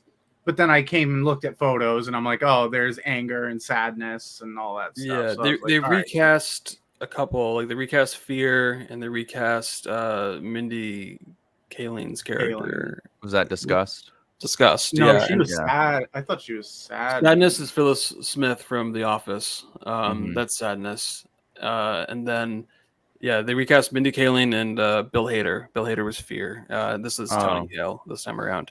But, like, you don't even notice it. I mean, they don't have as big of a role as they did in the first one, because they do put a lot of focus on the new emotions. But the new emotions are, I mean, well welcomed, because they just added a whole different dynamic to this movie, and it's kind of like what you needed to do for a sequel anyways. But I mean, like, Joy is still very much like the protagonist. I mean, she's the main character. It's her versus anxiety the whole time. And it's crazy how... Which is how... like the big pink one that I'm looking at? That's embarrassment, I think. Embarrassment's the big one with the red nose and the sweatshirt. Anxiety is like a little, like, scrawny... the hair that's like... One. Yeah, she's all she's like Tweak from South Park, like always freaking out. It's like the perfect representation of how you'd feel like when you're like... Right. Like, it's I mean, so the way smart. they covered the anxiety attack in this movie was like, oh Jesus, this is amazing. Like, they nailed this on the head, dude. And she did things in that moment that, like, people recommend. Like, there's literally a shot of her like grabbing the seat in front of her and trying to, like, feel it. Like, that's how you're supposed to get out of a panic attack, is like you feel the world around you and try to get, like, I don't know, control of yourself. Stimulation. Almost. Yeah, it's like you need to stimulate your body. It's like they thought of everything. Like, it's not just for kids. Like, that's where Pixar has always kind of stood in their own realm, is where they're able to literally just make something that can appeal to anybody and still be fun of all ages. I mean, like I said, like, there was people of all ages at this theater. Like, I was expecting a bunch of kids to be here, and maybe there was like a handful, only like a couple. I was just like, oh, okay, pleasant surprise, because the empty 7:30 showing. But I mean, there's also like 3 times the amount of show times at every theater for this movie. So Yeah, so it's at depends on 9 when you go, I a.m. guess. Oh yeah, that'll do it. Yeah. But One question. definitely, yeah. Go ahead. I'm looking at these characters. What's the purple goth one? Its name's cut off. I see embarrassment, envy, anxiety, and then She was something. That She was wasn't the in the most, movie that not much? the What most was it? popular Yeah. one. it She looks had like a one weird. big scene, essentially. I was gonna say it looks like a weird name, Enui or Enui. Oh, Adelix. Ennui. It's got something written underneath Boredom. it. Boredom. Gotcha. Okay. Boredom. Yeah, I'm sitting there looking at it. I'm like, I can't. Is this just like despise or something? Yeah, no. Yeah, just Goth. trying to get every aspect of a teenager, I guess. So I Makes can't sense. wait for Inside Out 3 when they introduce horny and some other emotions. So looking Horny, forward to that. drunk. That'll be on the Yeah. the Disney Plus XXX Maxine. Shit. I don't know. But Horny, went- confused, broke. I went 4 out of 5 with this. I could see it going up to a 4.5, maybe on a rewatch. But I really, really enjoyed this. I was pleasantly surprised by it. The only big kind of issue I had with it was like the movie was wrapping up, and I'm like, I felt like it just started. It's an hour and 36 minutes. It goes by really fast. So it's a very fast-paced story. But I was just really enjoying myself, and the fact that it was ending so soon, I was like, oh damn! But that's like my only flaw. So maybe it could be a 4.5. But really, really enjoyed it. One of my favorites of the year so far. The whole Pixar's movie, back. yeah, no, they're back. Well, they're back with known properties. Let's not give them credit for new stuff quite Pixar's yet. back. All right. Yeah. No, the one thing that it's almost similar to A Quiet Place Day One is that she goes to a hockey camp, and that's where the whole movie takes place. Is like a 4-day hockey camp, and she meets new friends, and she has her old friends with her, and she's kind of like put in this place where, oh, do I go hang out with the new, older, cool people, or do I hang out with my friends that whatever, my friends that I've had forever that are going to go to a different school? And the whole thing takes place there. Just as in The Quiet Place, it's like, I want to get pizza. That's the entire underlying story. And I was like, are we going to go beyond this? Is she going to be in high school, like this and that? And that's like the one thing where I see where Spencer's coming from. We're like, do we get a little bit more than this, or this is the whole movie? So it's just a little bit of a slice of what she's going through in the very beginning of it. But at its core, it's just such a powerful storyline, and just being able to encapsulate all these emotions is super relatable. To see it from a 13-year-old perspective. So I loved it. I also gave it a 4 out of 5. I think it's really good. I need to go back and rewatch the first one because I have not seen it in 10 years. So I probably will do that at some point. It's very good. Yeah. But yeah, that's Inside Out 2, A Quiet Place Day 1. If you haven't seen them, I think we would all recommend checking them both out. Yep. Nate, you still have access to Disney Plus, right? Yes. Okay. Yeah. When it hits You have a Disney profile Plus, on there. definitely check it out. It's worth it.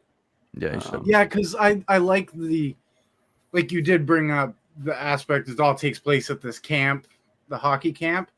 That Yeah. I don't mind because like she can still adventure out in this setting, but it's just limited. Yeah. And A lot I happens. like that they take the different aspects of this person's life. I wouldn't mind seeing Inside Out 3. She's going into high school and she gets invited to a party. And it's like, oh, now you've got jealousy and frustration and desire. Substance abuse. Who knows? I mean, Depression. Drunk. they broke, were able yeah. to do a college movie about Monsters Inc. They could make this happen without having them actually. They could poke at all the real things they're technically doing, but not really. Like they could. Pixar is smart enough to make that happen. So Inside Out 3. Like she's reverse cowgirling Just some admit. guy. And Okay. Yeah. exactly. There we go. Exactly. There we go. And we get it from Joy's perspective. What's happening? Could be like Toast house. Stewie when he gets his first erection. All right. Well, we're running a little bit long here, but I believe, John, you have some trivia for us. Is that true? That I do. Let's do mainstream trivia.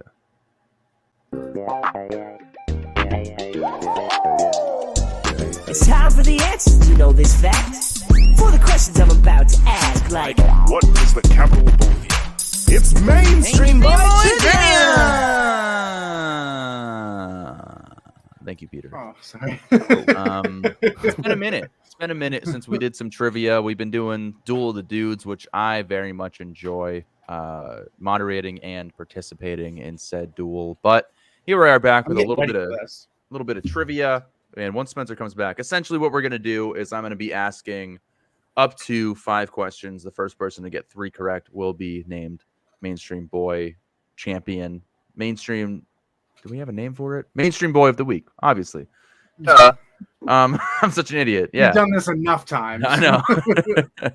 Yeah. But yeah, we have questions that are all in the realm of movies, whether it's, name the movie from the cast, release dates.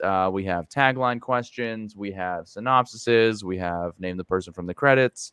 So yeah, we have some fun stuff that I'm looking forward to. But Nate, do you want a fun little question since Spencer's not here, just to get the ball rolling here? This isn't a real question. It's not a real question, but here we go. Fake question. Name the movie from the tagline. For the listeners, you can play along as well. Here we go. Here's your John Wayne tagline. Gacy. Close. Here we go. After a night they can't remember comes a day they'll never forget. After a day they can't remember. A night. After a night they can't remember. Comes a day they'll never forget. Knives Out? Nope, not Knives Out. I believe that all takes place in one evening. Well, no, stuff happens, and then the next day, the whole family shows up, and there's like cop chases and stuff like that. This one, I'll give you a hint. It has Ashton. This is the Hanover? Oh. Ashton Kutcher's in this movie. Oh, Where's My Car? Yes, good job. Okay, that was the palate cleanser. Here we go into the real game. Spencer, are you good to go? Yep. Yes. Okay. The answer was, Dude, Where's My Car? The answer was, Dude, Where's My Car? Moving on to question 1 of Mainstream Boy Trivia. Here is your hint. Are we just doing the chat? Just making sure. Yeah, we'll do the chat. Go ahead, Ducky, and Deb. I'm pretty sure is that where you guys are going to go with here? Yeah. Yes, sir. Okay. All right. Approved. Quack. Let me get my buzzer and thingy open. Where is it? God, here it is. I need to know that I have done one thing right with my life. That was the wrong button. Sorry, guys. I said not the back door. There's doors we don't do. Sorry. That's Inside Out 3. That one, yeah. that should be Inside Out 3. Just Aubrey Plaza. He's the new voice of Riley. Oh my god, that'd be fucking funky, dude. Okay. Here you go. Your first question. Name the actor or actress from the credits, meaning the movies this person has been in. I'm going to give you 3 movies this person has been in, and you must name me that actor or actress. Understood? Yeah. No. Okay. Here are the 3 movies. Don't Worry, Darling, Tron Legacy, and Babylon. Deb. Harry Styles. Ooh, sorry. It's not Harry Styles. Ducky? I'm going to go with Olivia Wilde. Ooh. That is correct. It is Olivia Wilde. Harry Styles, good guess. He was in Don't Worry, Darling. I don't think he has been in the other 2 films. Who was he in Babel? Oh, I didn't. Harry Styles was not in Babylon. Olivia Wilde has like one scene in Babylon, like almost like a cameo. She's like a girlfriend of Brad Pitt's at one point. She shows up in a car with him, I think. And then, she's a lead in those other 2 movies. Co-star. Yeah. Fair enough. Okay. Ducky up 1-0. Got Olivia Wilde in those 3 movies. But the next one is name the movie from the synopsis.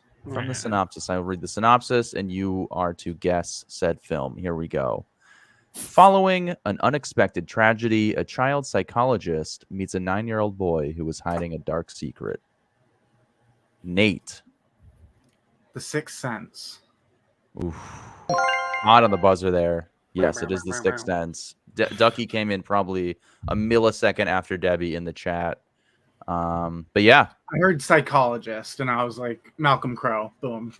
Yeah, I had to take some words out of the actual synopsis because it literally said their names. But anyway. Okay. All right. 1-1 going into question 3. Playing to what? Playing to 3. Oh, Playing best to of 3. 5. Best of 3. Here we go. Or best 3 out of 5. Yeah. Name the movie from the cast. I'm going to give you 3 of them. If you cannot guess, I have 3 other actors that I can give you. Here we go. Daniela Melchior, David Dastmalchian, and Sylvester Stallone. Oh, Ducky. The Suicide Squad. That is correct. Sylvester. He is King Shark. He's the shark. He's the voice only role. Okay. He and James Gunn are kind of tight because he's also in Guardians of the Galaxy 2 and 3. He plays this, I don't know, the Ravager boss. Ravager person. Yeah. Yeah. Oh yeah, he is. Wait, yeah. so who was the first person? Was that Ratcatcher? Yes, that's the Okay. Ratcatcher. Daniela Gotcha. Melchior, David Dastmalchian Polka is Polka Dot Man. I almost said Last Voyage of the Demeter, but I was like, oh, Sylvester Stallone wasn't in that. No, unless he was the maybe he was the Dracula. creature. No, I don't know. But it's just okay. No, I'm gonna come bite your neck. You know what I'm saying? Actually, I'd like to see that. I would watch that. Okay, going into question number 4. Ducky up 2-1. It's not over yet. If he gets this right, he does win. Moving on to this. This one's going to be interesting. We haven't done one like this before. Essentially, whoever gives me the exact release date or whoever's the closest to it will get the point. Mr. Here we go. I'm gonna release dates himself. Mr. We got Mr. Scott Movie Manson here. release dates himself. So what you're gonna do? It doesn't basically just write it in the chat. If The year, write the year in the chat. The year and the day, not just the year. Ooh, Because if you day. get the year What if wrong, we know the day of the week? so what I Like it did was want a to say is Friday. I'm going to allow you to bring a calendar up so you can see if you know the year, you can say like, okay, it's a Friday, so it would have been this day. You know, I'm just gonna do the year and the month and date. give me a date because I don't know how close you guys are going to get. But anyway, are you ready for the movie? Sure. Yes. The Lighthouse. I need a day. Okay, I'm gonna pull up the calendar for that year then, because it came out in limited release and then it came out. It got an expansion later on, so it's kind of hard to judge this one in particular because it wasn't just an immediate wide release. But Spencer, you shouldn't have put yours in so fast because I had my year off. Yeah, So I was able to change it. I want to say the official day would be like, but I didn't see this until like a week after, I think. But I'll do this for. I think it might be the week after, but Damn, I should have probably gone about that differently instead of having you type it in automatically. I don't think Nate's was influenced by yours. I just changed the year. I'll admit that I changed the year. But okay, so Nate said July 17th, 2019. Spencer said October 11th, 2019. So Nate, you're thinking it was early summer. Spencer was thinking in the fall. The actual release date was October 18th, 2019. Yeah. I think I saw it the 18th, yeah. But I think it had like a limited release beforehand, or it had like a TIFF premiere. Like people were seeing it, and it had a lot of word of mouth. Yeah, so maybe, yeah, it was probably hearing. I just remember it being warmer. I guess when in October it tends to get a little colder. I saw it in Atlanta. Yeah. It was like I saw it with you. Oh no, I didn't see it with you. I saw it myself, and there was old people talking about Robert Pattinson being in Twilight. Yeah, I think that's what they did in my theater too. I swear to God, they're like, I remember him. Herb, do you want a sandwich? The movie. I will say in Inside Out too, there was somebody behind me, an older lady, that was trying to like guess the voices of every character that spoke. Oh, They're like, I I think that's Tina Fey. No, that's Amy Poehler. He's like, shut the fuck up. Who cares? Look at the credits at the end. Anyways. It's really funny. So Spencer won, but can we get the last question? I'll give you the last one for shits and gigs. How about because I have two synopsises. I can give you both for fun because I can just easily make these later on. I'll give you the way both. over. So go ahead. Okay, it's both of them are name the movie from the synopsis. This is the one you would have gotten. Here we go. Two high school girls are best friends until one dates the other's older brother, who is totally his sister's nemesis. Deb. Edge of 17. Edge of 17 is correct. Oh, I typed it out. The kissing booth. No, it's not the kissing booth. That's Okay, so technically we'd be tied. This doesn't really count, so if, whatever. Anyway, name the movie from the tagline. Earth. It was fun while it lasted. After Earth. Ooh, that's a really good guess. Not. It is an apocalyptic movie. Say that. Nate? I Am Legend. Correct. Ooh. Did you say correct? Incorrect. Oh, I was like, what? Oh. I know. It's not. The Day the Earth Stood Still. Nope. Hancock. No. Will Smith's not in the movie. Pursuit of Happiness. Ben Affleck's in it. Armageddon. Yeah. Oh, yeah. There you go. Gotcha. I don't want to close my That's definitely a eyes. 90s I don't thing wanna is fall movie asleep. tagline. Spoiler alert: Earth survives. So, like, Well, yeah. I mean, Come again, on. it's Michael Bay, so it doesn't have to make sense. freaking Platinum Dunes, suck it. That's why Quiet Place Day One wasn't as good in my mind, because it was a Platinum Dunes movie. Speaking of Armageddon, Oh, I saw a shit. fucking guy that looked exactly like Michael Clark Duncan the other day, and he was in overalls, like he was in The Green Mile, and I'm like, I stood in my tracks for a second. Anyways, You walk up to him, and go, "Yes, a boss." he was my friend Mike's neighbor, and he like gave him some furniture, and he came out with his overalls. I'm like, have you seen The Green Mile? Because that's fucking Michael Clark Duncan right there. Anyway, All right. Well, yeah. I'm sure it'll be a couple more weeks until we come back with another episode of Those Movie Dudes podcast. Some new release potentials. I would say these are kind of requirements for us to all to try and cover. Nate, do your best to get to the theater to see these. I'd say Maxine is probably a priority. Comes out this That's week. one of my most anticipated. Is For Maxine. sure. And then Yeah. one of my most anticipated is. oh, did we Long not Legs. cover that? I don't think we covered that. We kind of glossed over it. I But forgot. it's gonna be That maybe like Nicolas- a horror.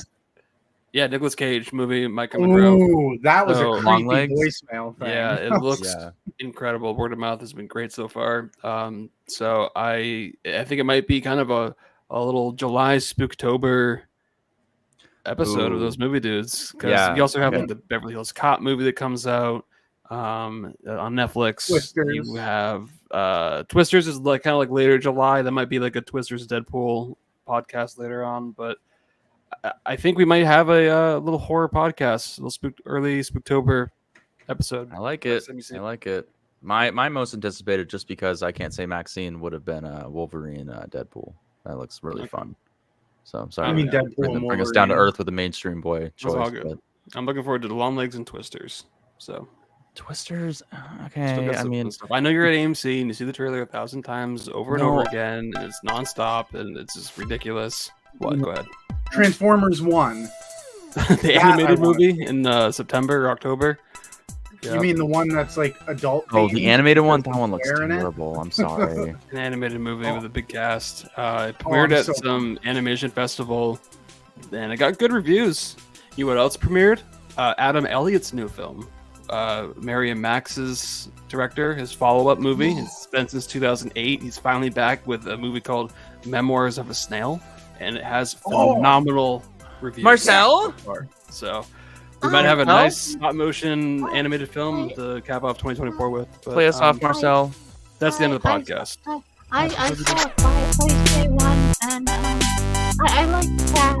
I like Frodo. Grandma really liked it, but she's good. Yeah. Bye.